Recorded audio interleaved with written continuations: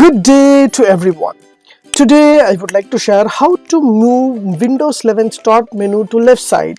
So Windows has given default start menu center key, so most probably people would like to have the Windows start menu in the left hand side. So how to move that? It is an easy option. Let me show you how to move that. Before that, kindly subscribe HowXT channel and click the bell icon to know about more videos.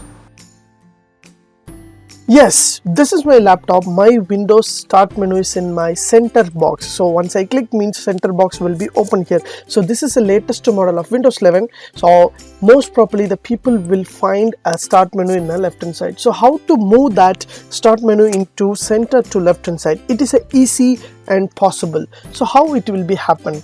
So just go to setting, just click the start menu. You will find option called settings. So just hit the button settings option. So there will be a different kind of setting option will be available. So here there will be a settings, systems, Bluetooth, network, personalization. So just to select the personalizations, you will get background colors, themes and lock screen, touchpad and taskbar. So just choose a taskbar. Once you select the taskbar, you will find an option called search, task view, widget and chat.